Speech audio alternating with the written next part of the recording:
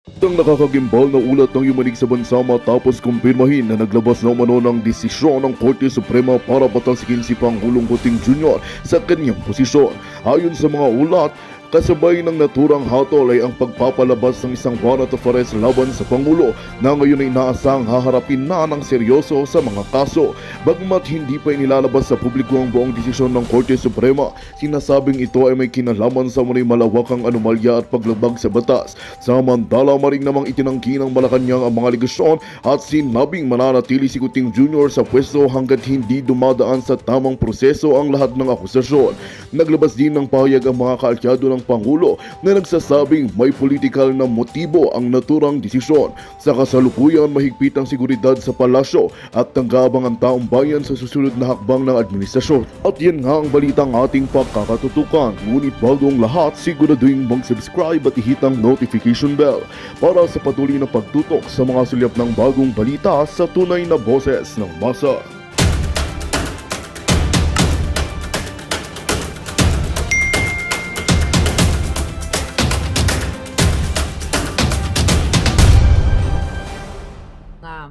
Gobyernong bangag na panagutin at paigtingin ang batas para sa mga troll armies.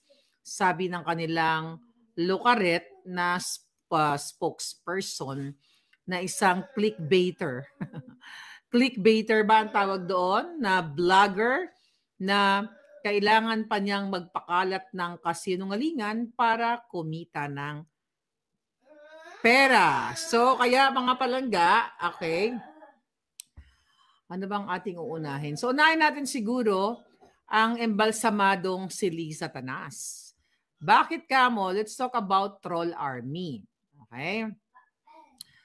Alright. Troll Army. Ang sabi ng... okay, ito. Alright. Ang sabi ni Castro, okay, kapatid yata ni ni kapatid o kamag-anak nitong Castro na makakaliwa. Right?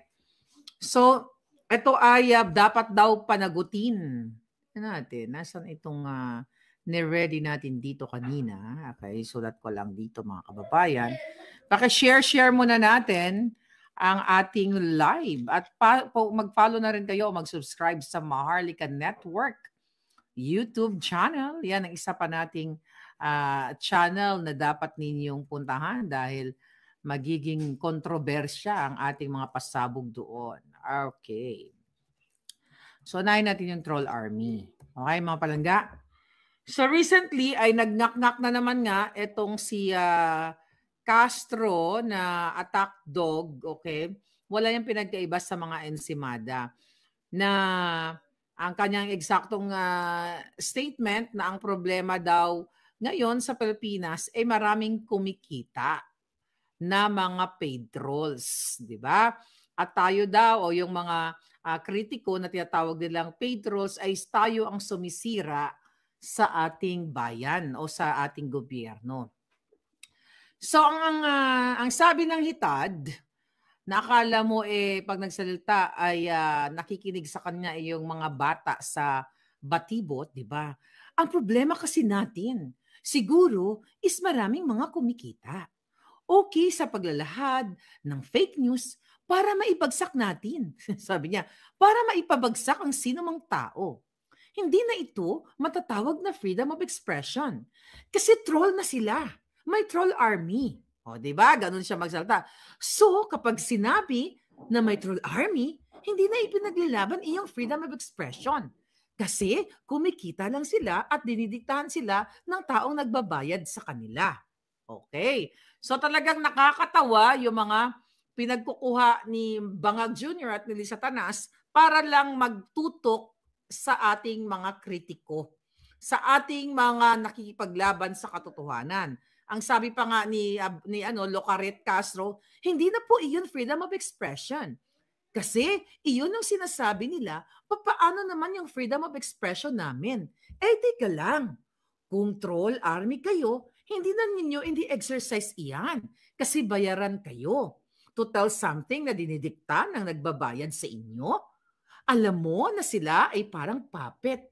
isang tao na nagbabayad para ito, parang alam mo yon, na tumutula, 'di ba? Parang si Keso, tumutula na nagmumukha ng tanga.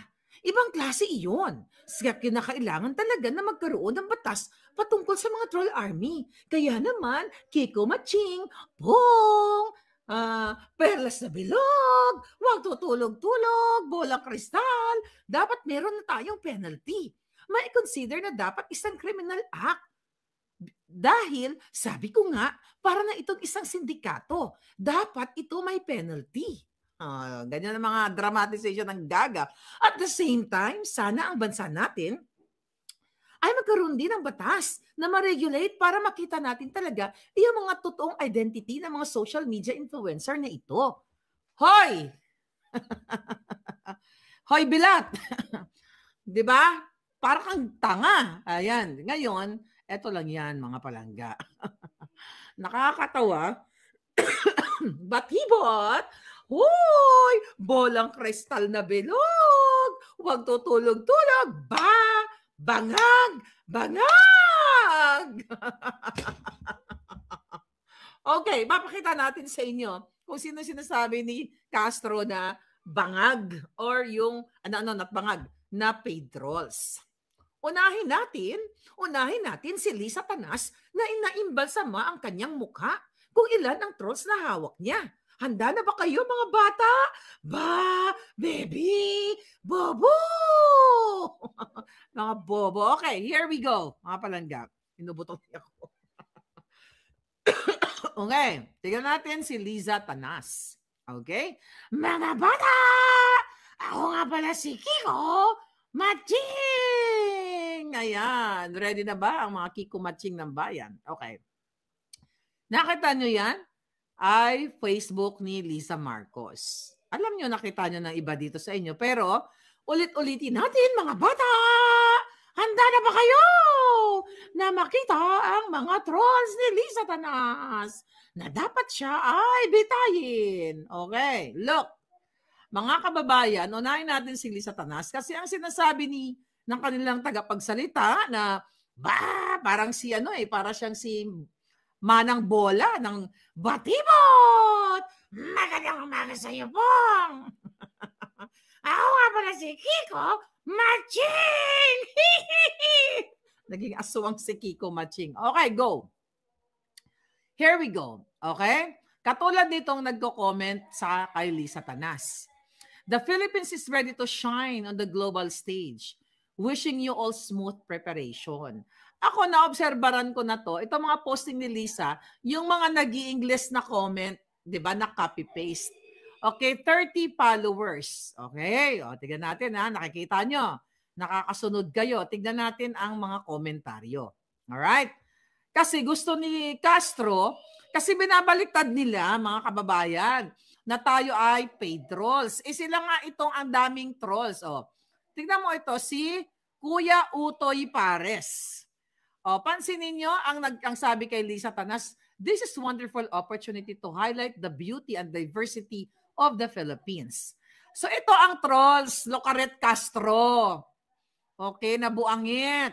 O, 11 followers. Okay, next. Ang sabi naman ng isa, Wrestle Hit. Ito yung mga palatandaan, yung mga kanilang trolls na hindi nagtatagalog, kundi nag-i-English na copy-paste. Lady expressed enthusiasm over the ongoing preparation of the Philippines hosting of the Asian Summit. Alam mo yun, para silang mga AI actually. Okay, 24 followers. Walang AI, walang puso, walang damdam. Ay, walang AI. Pag AI, walang puso, walang damdamin. Ibig sabihin, walang connect, walang engagement sa tao, human sa human, yung mga comments. Okay, here we go. Sports Maniac. Yan. Kasi nadidetect ko na yan kung sino ang trolls ni Lisa Tanas. Okay, tignan mo, sport events, 19 followers. Okay, tignan naman natin dito. Okay, ito hanapan natin ang pangalan. Ito pangalan nito, ito Anisha Chin. Alright, ayan, 202 followers. Pero tignan mo yung itsura ng kanyang Facebook profile. Ito ay isang troll. Sabi ni Patrick Mayer. Okay? Si Patrick Meyer ay hindi mo alam kung Indian or Myanmar o Cambodian. Okay, di ba? O, yan ba yan? Hindi po yan totoong tao, kaya dapat talaga panagutin ang mag-a-agree ako sinabi ni Locaret. Pero unahin niyang tagpasin yung amo niyang sindikato. Dahil sinasabi niya ito daw ang mga trolls ay hindi na nagpapahayag ng expression o ng freedom of expression. Totoo naman siya. At ang amo niya na pinagsisilbihan ng manang bola na yan, ay mismo ang nagpapakalat ng trolls. Ito nga dapat imbestigahan ito ng mga ulupong dyan sa Congress. O, tignan natin ito. Okay, ito English. I hope we show Asian how great our country. O, tignan mo. Ayan, o, nakatalikod, o, automotive, aircraft, and boat. Page siya. Ang mga nagko-comment, mga page. Hindi tao. Alright? Okay. Shop ka na. Okay, tignan nyo. Napansin nyo? Mapapansin mo, shop ka na, page, okay, clothing, 3 followers. Hindi po siya personal account. So mga ginagawa-gawa nilang page para mag-comment ng sila ang nagko-control. Ito, tama ang sinabi ni Locaret Castro, na nagko-control ng naratibo para sabihin na si Lisa Tanas ay hindi butod, hindi mudlo, o mabuting ginagawa. Tignan mo itong si Queen's Legend. Page siya. O, tignan nyo, page. 3 ang follower. O, ito, yung Gab-Gab, okay? Si Marcos Jr., ang kanyang profile picture. Page din.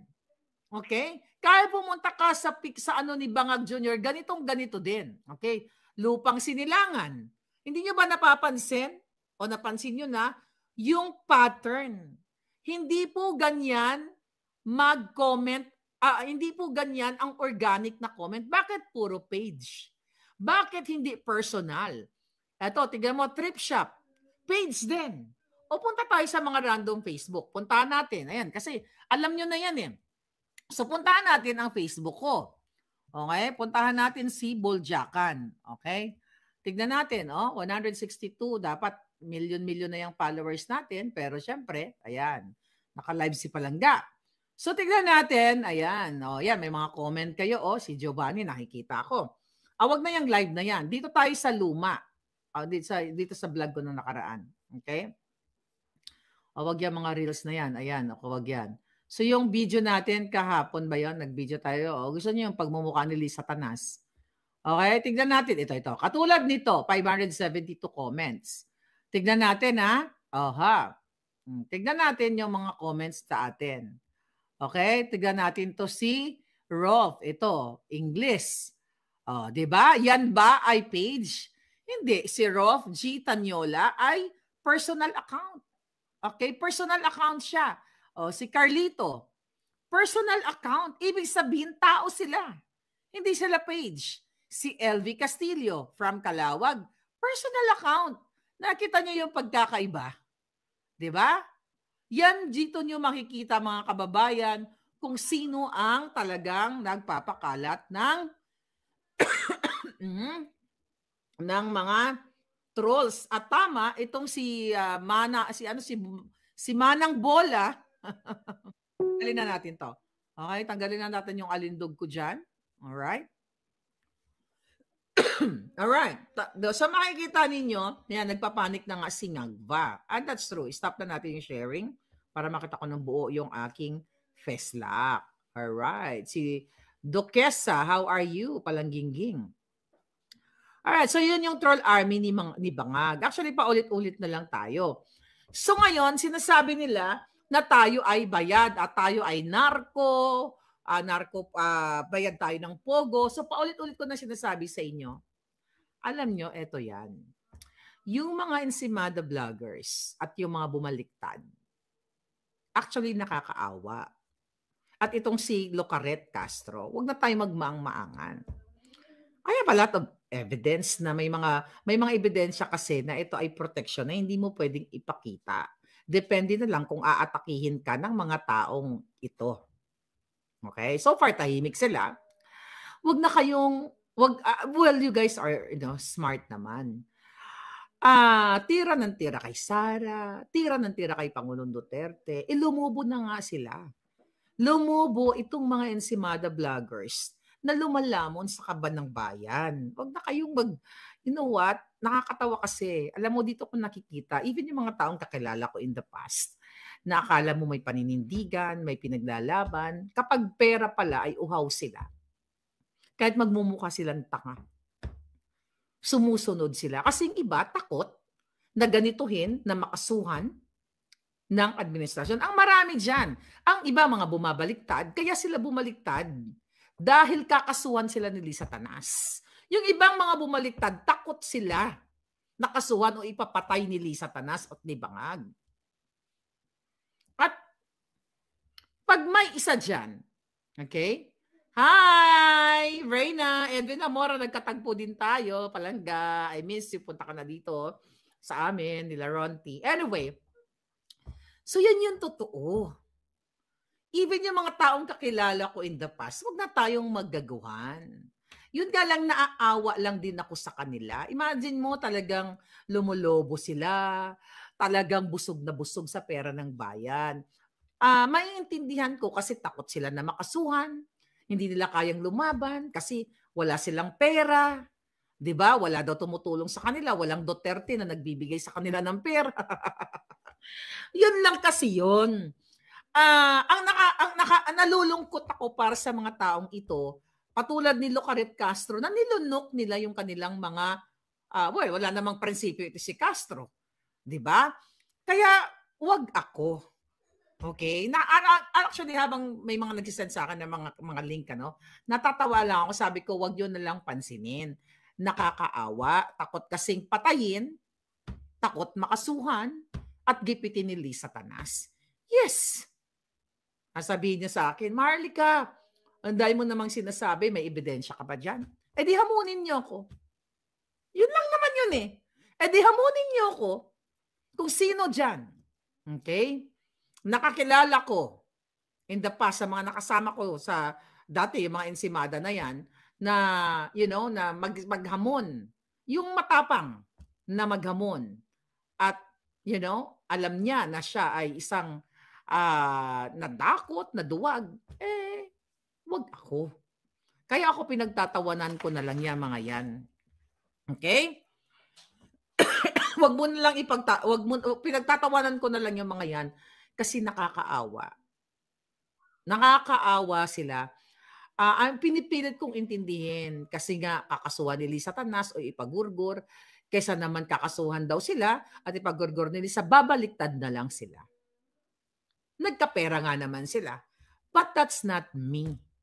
Ako, I have 4 cases, 1 dismissed, 3 I'm still battling sa mga buwaka ng ina kasi meron tayong prinsipyo. And now look at EB, Elmer Hugalbot or Jugalbot, and di ba? At si June Abines. Kami 37 vloggers. Si Edwin Amora kasali dyan.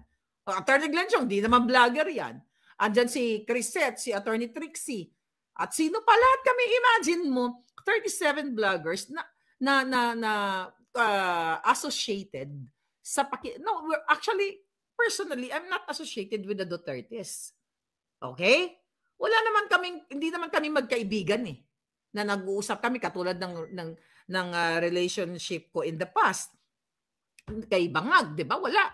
I'm just fighting kung ano yung totoo, kung ano yung paninindigan ko. Kaya maiintindihan ba natin yung mga vlogger na bumaliktad dahil unang-una takot silang makasuhan? Takot sila kay Lisa na gurgurin sila? Gipitin sila? Yan yung totoo. Huwag na tayong magmaang-maangan. Huwag na tayong, dapat nga to, mahimik na lang kayo eh. Okay? Tinira ba ako? Wala naman tumitira sa akin so far na di ba? Meron ba? Huwag na tayong maggaguhan. Ako may pagmamalaki ko sa inyo. Nalalabanan ko ito hanggang sa huling hininga ko na hindi ako babaliktad. Di ba? Hindi ako babaliktad kasi natakot ako, wala kang pambayad sa lawyer or takot kang mamatay. Hindi ako takot mamatay. Kahit harap-harapan ng labanan sa mga julul na ito, kung lalaban sila ng harapan. But the problem, hindi sila lumalaban ng harapan. So, gagawin lang natin, mag-ingat lang tayo na hindi tayo makuyog ng mga assassins ni Lisa Tanas. Pero, well, they know it eh. Naaawa lang ako sa inyo. Alam nyo, kung ako sa inyo, just keep your mouth shut. At magkaroon na lang kayo ng peaceful life. Kasi, what's the point? Diba? At saka, yung iba dyan, pinagtatawanan kayo ni Lisa, ni Embalsamado. Diba? Kasi kaya niya kayong paikutin sa mga kamay niya. Yun lang pala, tatakutin ko lang pala itong isa ko, ito mga ito. At kakasuhan and everything. Tingnan mo, nag-turned 180 degrees. Anong ibig sabihin yan? Ibig sabihin, I try to understand them na hopeless case. Walang takot maapektuhan ng buhay nila. And iba-iba ang approach ng tao. Merong mga tao na walang takot na lumaban. And congratulations to the 37 vloggers. Kami, at hindi pa vloggers na pilit na ginigipit. I salute you guys. Kasi ibig sabihin po, tangay na palaban kayo, maisog. Ang lalo na kayo nasa Pilipinas. Diba? Lalo na kayo nandiyan. Tangay na dapat talagang magkaroon ng talagang itong 37 vloggers na ito, ipakita ninyo na solid kayo sa Pilipino. Diba? Alam naman natin in the past may mga eksena between DDS vloggers and everything. But normal lang yan. That's normal na magkaroon ng hindi pagkakaunawaan paminsan-minsan. Pero sa ganitong panggigipit ni Lisa Tanas, di ba nga junior, and now ginagamit nilang mouthpiece si Manang Bola. Ba, baby, bobo! Panagutin ang mga vlogger. Di ba? Parang tangang buha ka ng Genemis. Ibig sabihin, kailangan nating maging solid kasi alam mo, maganda rin ito yung nangyayari sa atin. Tapos nakikita natin na hindi dapat pala tayo nagbabakayan kasi isa yung layunin natin. And that's good. Ako, nakita nyo ba na may mga inaaway ako na na vloggers? Mabait ako. Hindi ako nagpapatuli. Di ba? Mabait ako kasi one day, minsan iniisip ko yung mga tumitira sa akin, magising kayo na tama yung pinaglalaban ko. I'm thankful, magkasama tayo. Okay, go na tayo. Comelec nang haharas. O ito, yung pinag-usapan namin kanina. Itong si itong si George Garcia, di ba? Itong si George Garcia ay hinaharas itong itong attorney na si attorney, what's the name? Respicio. Okay? Okay. Si attorney Respicio, isang lawyer, IT, CPA like attorney Glenn Chong, dahil siya ay nagpalabas ng video awareness na kung saan na pwedeng ma-hack at pwedeng imanipula ng Comelec, okay, no. Well, Comelec, okay, ng hacker ang ating halalan. Tingnan mo ginawa sa kanya. Kinasuhan siya. Ang gasto sa kanya ay what? Ang sabi nga niya, obsolete na itong batas na ito. I mean, parang hindi naman, hindi ito popular na batas na ginagawa, which is, okay, ano sabi niya kanina? Okay, Article 154, Revised Penal Code, Publication and Unlawful Utterances. Na ibig sabihin na ang nilalaman daw ng kanyang video na awareness ay ito ay labag sa batas. Okay? Dahil ito ay nakakasira sa estado natin, sa estado ng Pilipino. 'Di ba? O sa buong Pilipinas. Dahil nagpapakalat siya ng illegal or unlawful nga or kasinungalingan.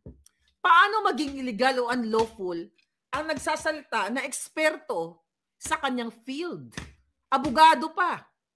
'Di ba na matino, hindi katulad kay Lucaret Castro, na pinapaliwanag niya na pwedeng manipulahin ang makina through that source code, access code, okay, na pwedeng baguhin ang resulta ng halalan. Kaya nga kanina sa usapan namin with Attorney Glenn Chong, siya, ang dami niyang sinasabi patungkol dito sa pandaraya ni Lisa Tanas, yung patungkol sa source code na yan, access code na yan, sa lahat ng pwedeng kargahan ng SD card, at kung ano pang pandaraya. Pero never ever silang nag-file ng case against Attorney Glenn Chong. Bakit kaya mga bata? Ano sa tingin ninyo? Bakit hindi nag-file ng kaso ang mga bangag kay Attorney Glenn Chong? Ba, baby, bobo, perlas na bilog, sabihin mo, wag kang tutulog-tulog. Anyway, bakit? Kasi may hawak na ebidensya si Glenn Chong nagugulantang sa magang pagmumuka ni Lisa Tanas. Okay? Takot ang mga buwaka ng Genemes kay Glenn Chong kasi maraming ebidensya.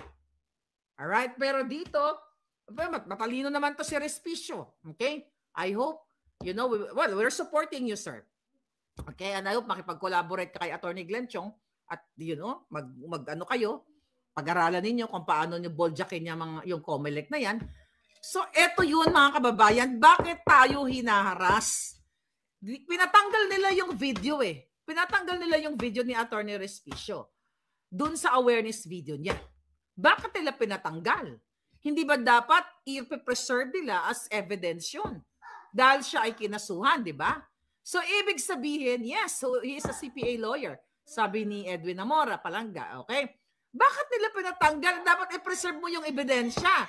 Hindi pa ba malinaw sa sikat ng araw na itong buwaka ng inang George Garcia at Bangag at si Lisa Tanas, lahat ng author niyan, inuutusan niya na harasin nyo itong mga tao about sa election kasi dadayain talaga nila yung election. Kanina na pag-usapan namin din yung tungkol sa online voting na walang information dissemination ang mga embahada ng Pilipinas sa Canada, sa Europa o sa iba pang mga lugar at hindi ipinapaliwanag sa ating mga overseas absentee voters kung paano ang gagawin nila. Nabanggit ko nga doon, isa sa mga in-erase ko na katanungan, kasi yung mga elderlies natin, mga elder sisters natin, ating mga lolo't lola, nanay, na hindi naman ganun kateki, dapat na mayroong information dissemination kung paano ang gagawin nila sa online voting. At yung online voting na yan, intended yan para talaga dayain ang halalan o ang boto ng OFW. Why? Kasi alam ni Lisa Tanas, alam ni George Garcia, alam ng Bangag administration na hindi sila mananalo sa overseas voters. Yan ang katotohanan dyan. At saka IT auditor yan, huling-huli si COMELEC, sabi ni Reyna Elena Edwin Amora. So yun nga, alam naman natin yan. So kaya ngayon, ang intensyon ng online voting na yan, para dugasin, para dayain kayo. Kaya nga nagtanungan kami kanina, ano ba ang ultimate solution? Sabi ni Prof. Ana, hindi election ang ultimate solution. Ako, the ultimate solution is to gurgur all the bangags. Imagine nyo kung magurgur nyo lahat yung mga yan. Di ba? Matanggal lahat ng mga hinayupak na yan. Eh di, magkakaroon ng, sabi nga kanina, marireboot yung bulok na sistema. So kaya ito yung pangaharas nila sa